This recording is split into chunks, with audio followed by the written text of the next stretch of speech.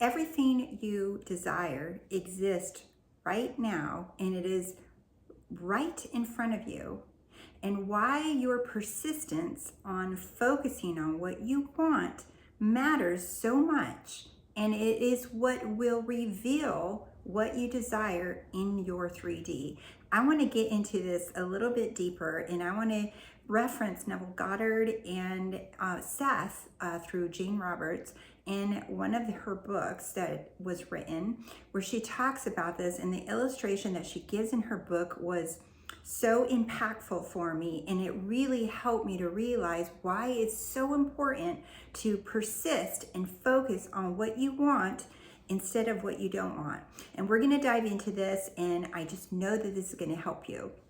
But before we get started, my name is Rose, and welcome to the Rosie Life, where we help you free your mind so you can follow your heart and have the life that you want. If you're interested in joining the Rosie Life community and course, you can go to rosielife.com to learn more about that. I show up once a week and answer your questions live. Every single week I show up, and you have many coursework in there for you to do, a lot of self-paced coursework for you to help you focus, and a wonderful community that will help you keep accountable, answer questions, and it's just such a loving, wonderful community of success stories and support. So if you're interested in any of that, or if you'd like one-on-one coaching, you can go to rosielife.com to see the different ways that you can work with me. So I really wanted to do this video because when I encountered this part of Seth Speaks, and for those of you who aren't familiar with her work, Jane Roberts channeled the entity Seth, and Seth being her higher self, the I am, and there's a couple of books that have been written, but the one that I'm referencing is called Seth Speaks, if you're interested in reading that. But this part of the book really stood out to me and has really helped me understand the importance of persisting and focusing and not paying attention to the 3D circumstances or your reality. And what I mean by not paying attention is not to pretend that they're not there, but to persist and focus despite them being there. That is a huge difference, because I know a lot of people are taught or hear that ignore circumstances, ignore your reality, but I really want to dive deeper into this because I think that it needs more clarity, and I intend that this will provide it for you.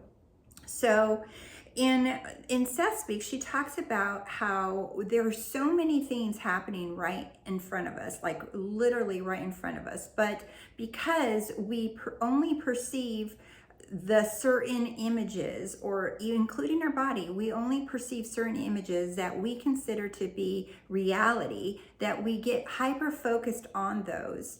And I want to read to you a passage of what she means by this. And she says, "You spend all your time examining this one small stream, so that, in other words, your 3D, so that you become hypnotized by its flow and entranced by its motion."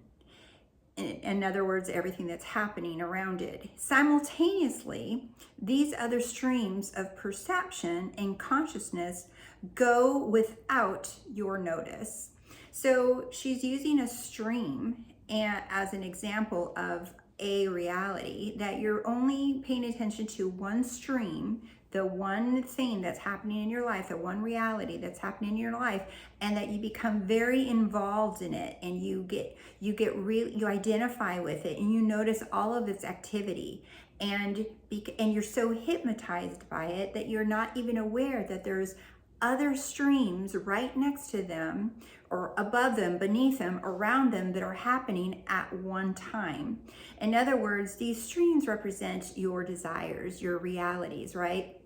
And then she also goes through explaining this using the analogy of a table. She says to look at a table, for example, when you're in your room, that we see one table as solid, and we think that that's all that there is.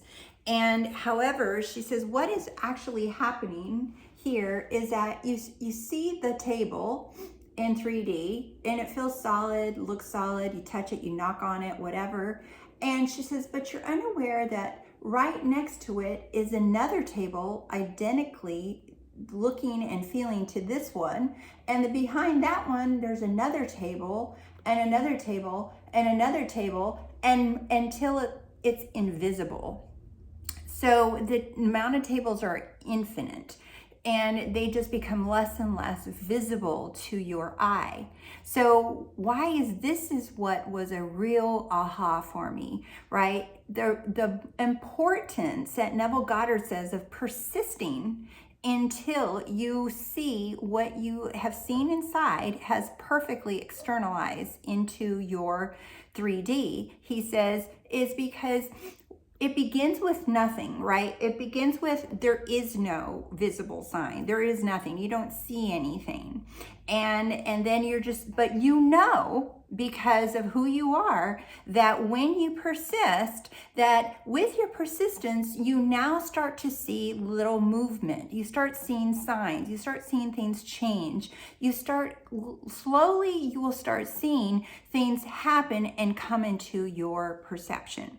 So the persistence is explicitly important when you see nothing, when you don't see any movement, when you don't see any change. And your persistence with focus on what you want brings the thing into its full manifested reality.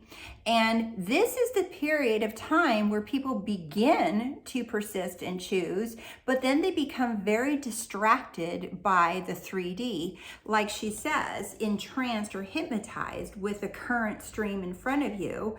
And then you get distracted with that. And I mentioned this in my video yesterday of all the things that can cause distractions, like the past, the present, the future, what you hear, what you're seeing. Like, these are all distractors, right, that are created by you. Now, I want to say this, that it looks like the ego or these things that are distracting you, that they're out to hurt you, or that someone placed them there to trip you up, or it's trickery to fool you, that to keep you into the undesired, wanted state. No, that is not true. All those stories and things and doubt and feelings and thoughts of disbelief, they're all there and created by you. You're the one that keeps choosing to distract yourself and look at them. You created those stories. You created that disbelief. You created those unwanted circumstances. You are the only cause of everything that is happening in your world, and you must accept that responsibility in order to be a powerful creator of knowing that you are the cause of all of it. You are the cause of everything in your world. So it's not about hating the circumstances or ignoring them or even running away from them. And it's not about avoiding them. I was talking to my friend yesterday about this very thing and about her and certain family members. And she was, she said, oh yeah, I used to, feel like I needed to create boundaries and keep myself away from that bad energy because I was afraid I was going to get sucked into it and get distracted away from my end desire. And I thought that I needed to not say anything or control my mouth or my tongue. And she says, and I've gotten really good at it. She says, but now I realize that that's not even helpful because that's just externally trying to control things. Do you see? We don't have to avoid things, control things. When you know that you are the cause of it all, you are the creator of those circumstances, you can just acknowledge them and then go back to getting focused on your end goal. So this table can represent anything that you desire. It can represent a person, money, a career, a house, a car, a job, a physical change in your body or health or anything. This table is just a symbol that she uses in the book, but you can make this anything that you want to.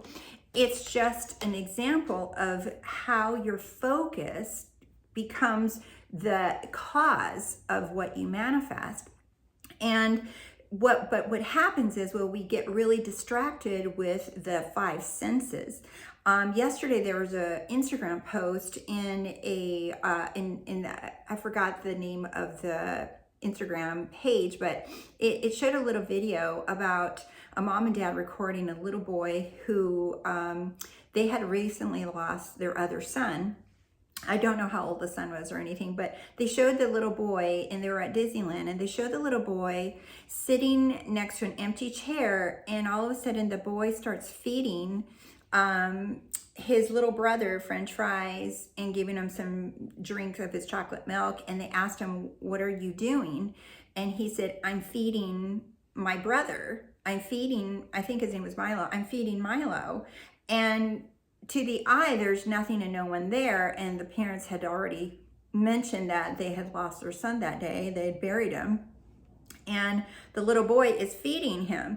And I was reading through some comments, and they were saying, they're like, "Oh, that is so cute." And, "Oh yeah, he's always there." And, and there was a lot of mixed comments in there. And I think I commented something like, well, he with his childlike awareness, he sees his brother is there. And because a lot of people said, "Oh, kids can do this and not adults." And I said, grown-ups can do this too.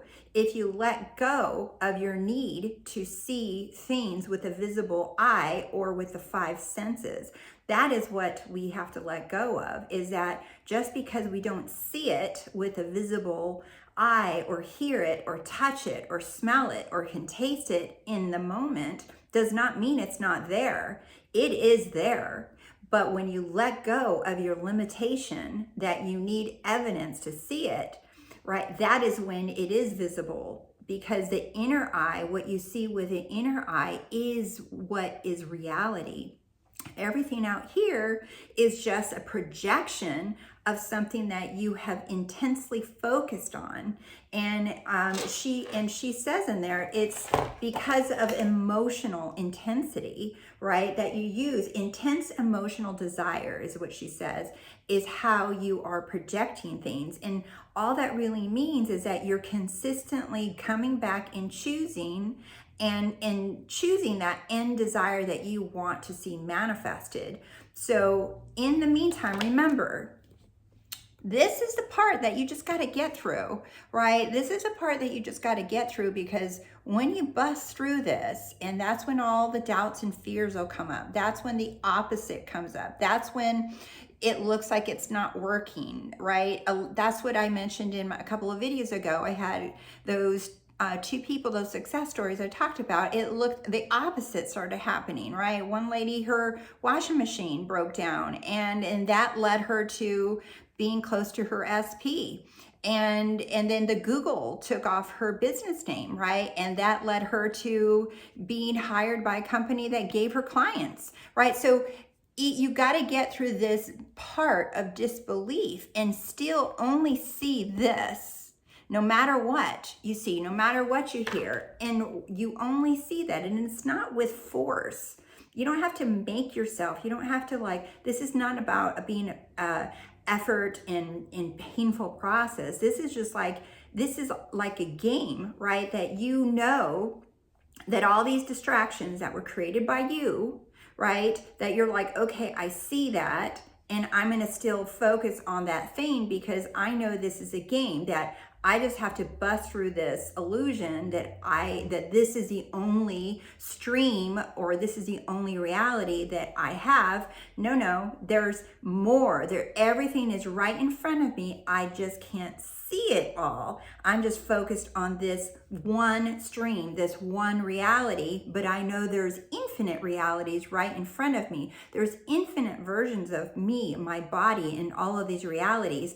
There is not just one of me, because when you get really attached to this one body, you don't see, you're like, how is it that I'm going to be in that situation? Or how is it going to be when I'm living there or with this person? How is it? You don't have to worry about that, because there's infinite versions of you, infinite versions in all of these realities. And the only one that you have to worry about or give any attention to is the one that you choose.